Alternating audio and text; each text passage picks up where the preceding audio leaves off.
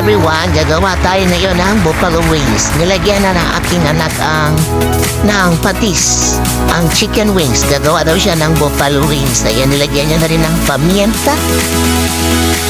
Oh, ginahimas-himas niya guys para kakapit ang lasa sa chicken. Lagyan niya na rin ng 5 pieces na kalamansi na tinanggal ang mga seeds. Ayan na. Oh, wow! Nilagyan niya na rin ng isang egg. Imamarinate niya pa yan guys ng mga isang oras. Ayan, nilagyan niya na ng isang egg. Tapos massage siya na yung mga chicken para kumapit daw ang lasa nito guys. Gagawa naman siya para sa mga coating. Lagyan niya yung harina ng cornstarch. Yan guys, ready niya na kanyang recipe ito guys. Tig video lang ang kanyang mama. Ayan.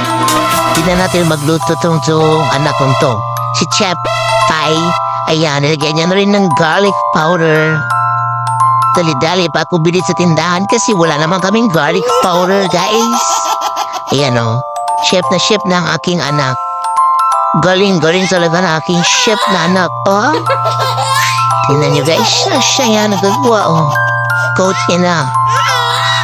niya na sa harina na may garlic at paminta.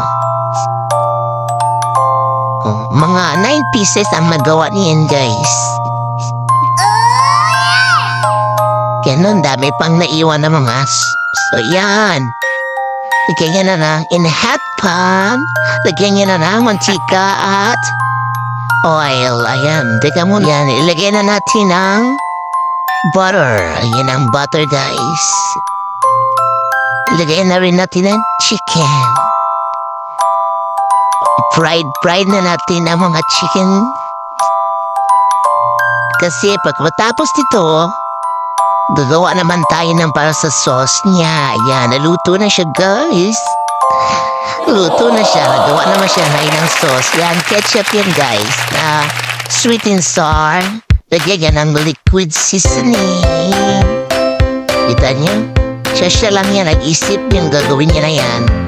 Big video lang ang mama. Ayan, nilagyan niya pa ng ketchup. Sweet blend. Ayan, lagyan na naman niya ng mantika ang hot pan. Lagyan niya naman ng butter na nagpisik na naman.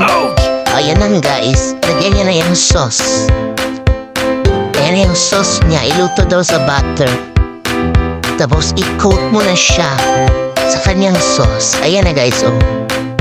O diba? Sarap. No? Galing talaga ni Chef Pai. Ayan na guys. Oh, wow! Finish na. Let's eat na. Bye-bye!